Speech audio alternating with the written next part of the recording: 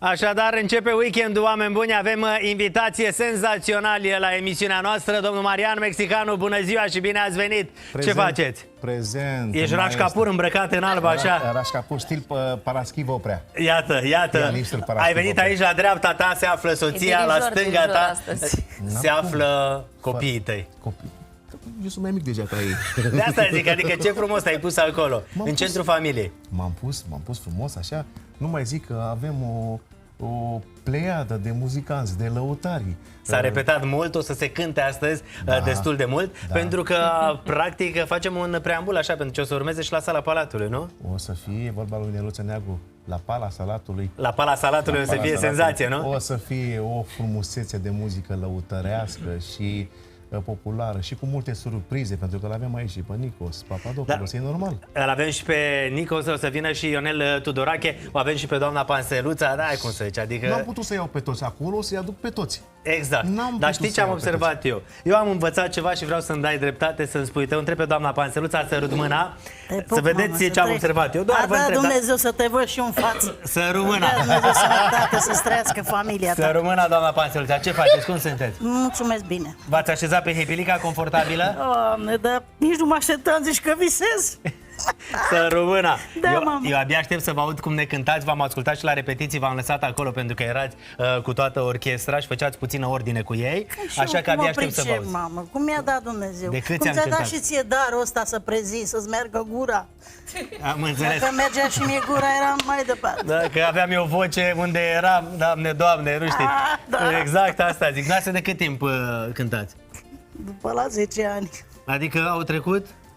Au trecut cât? Dacă am 70? 35. Aveți 70, mulți înainte. Mulțumesc la fel. Mulți înainte, nu-i arătați. Mulțumesc la fel. Inelul ăsta e de învârți și ți îndeplinește dorințe? Asta e, ne-a meu pe asta. Nu? Știți că Mi-a era un plăcut inel, și cine l-am avea? luat. Arabela sau cum era? Arabela, da. Arabela. Și cu rombura. Eu vreau, doamna Panseluța o să ne cânte imediat, oameni buni, v-am zis Ionel Tudorache, Nikos este și el alături de noi, Edi, celebrul Edi, și bineînțeles frumoasa lui soție Alina, care sper că are cont de Instagram acum. Ai cont de Instagram? Da, avem și TikTok și Să-i Facebook. trăiască. Ce s-a întâmplat Edi în viața ta? Avem de toate. Că ai lăsat-o să aibă Am Instagram, voie să se TikTok? îmbrace și un pic mai de ochiat, e mai sexy. Doamne, dar ce s-a întâmplat? Ce s-a întâmplat? Nu știu, de când vin aici la tine, parcă am început să S-au gândesc ca schimbat tine. lucrurile. Da. Exact, iată-l pe al nostru. Dar acum eu tot vreau să zic ceva de la începutul emisiunii. Eu am învățat de la un mare lăutar, pe numele lui adevărat, Nelu Ploieșteanu, corect? Dumnezeu să-l ierte. Dumnezeu să ierte. Mare lăutar? Mare. Mare lăutar, da? Mare artist. Imens. Imens. Bă, omul ăla spunea, tată, eu ca lăutar întotdeauna trebuie să am șosete de mătase. Și m-am uitat la Edi care, ia uite tată, La fel ca șosete ale lui. de La fel mătase. Dumnezeu să-l ierte. Păi luam mereu șosetele la băiat. Tată, mi-a luat neanelul. Și mă uitam la Marian care, E mai modern. de asta zic, Eu n-am avut... băi, lăutarul e cu de mătase, adică tot, nu e așa, doamna Panseluța? Da. Uite, eu nu port ciorap, de exemplu. Mai stau să mai trag ciorapul, să mă fie să dar merg. spunea el zicea în felul următor, Neanelu Plășteanu, bă, la lăutar, nu? Pe eu Ciorapul cu de mătase. Neanelu. S-a dus Neanelu, Dumnezeu să-l ierte. Ce urmă? Nu mai bătrân, e bătrân, are ciorap de bătrân. Eu sunt tânăr, păi... Cu gleznele goale, mafiot. Vorba... Astăzi e dirijor. Am și slăbit. Iată-mă pe mine. Bun, ideea e, oameni buni, că avem artiști adevărați și o să vă placă ce se va întâmpla astăzi la emisiune. Marian, o să începem cu doamna Panseluța prima să ne cânte, nu? Nu, Păi nu, o să cântăm în toate trei. Suntem o familie astăzi. Da? Un trio. Un Iată, trio. și puteți cânta toți în același timp? Vai de capul meu, dar să ne auzi acum, să ne auzi ce frumos. O să dârlie gâturi dumnealor, dârlie. Dar care e legătura dintre tine și doamna Panseluța? Îl cunosc de Mama mic. dumneaei și cu mama au fost două femei. Și s-a schimbat ceva pe parcurs?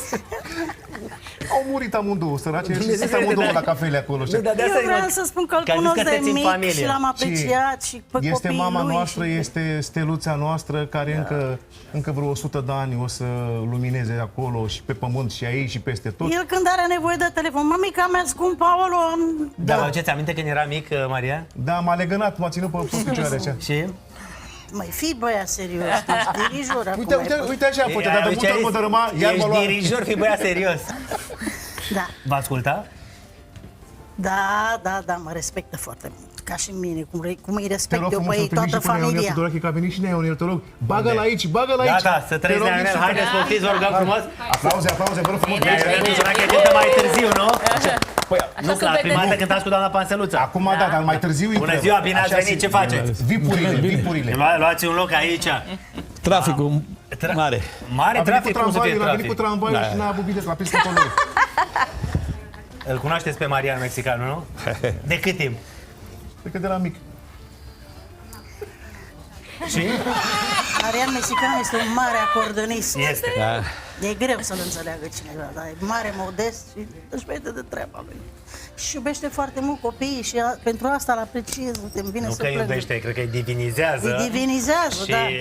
eu mă bucur că, na, e și tată tânăr acum.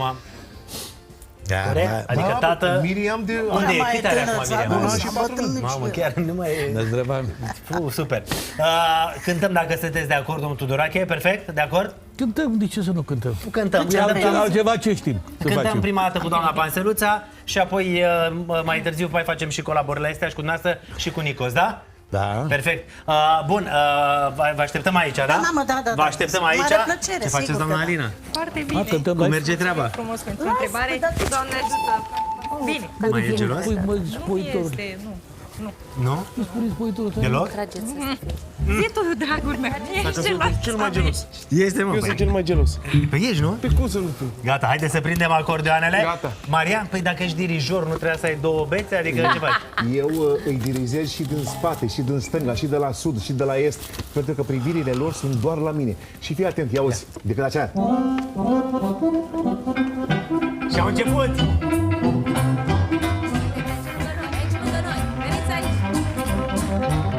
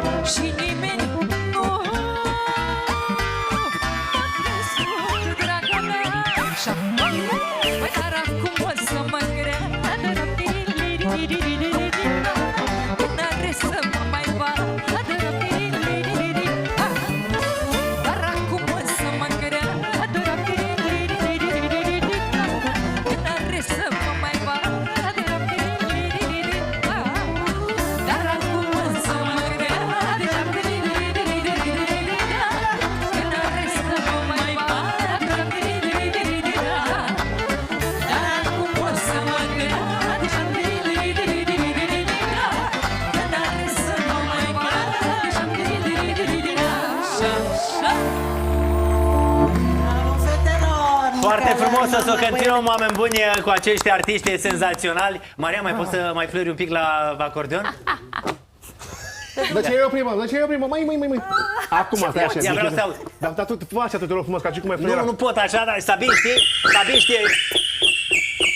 Incredibil. Am învățat și pe băiatul meu, să se vede dacă iese. Ia să Hai vedem. de capul meu.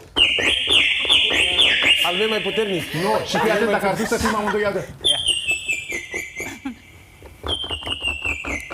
Și vine taxul. Băi, dar veniți cu ele în față aici, veniți cu ele în față așa, că n-am mai văzut asta, ia. Auzi? La major. Nu, dar nu, fără ei, doar voi. Fii atent, nu, Nu, doar voi, ia. Suntem în pădure.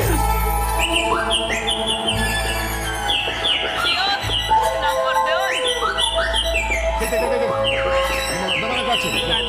Fără ei. Dă-mă încoace. Uite asta, fii atent. Tragi-mă. Ena!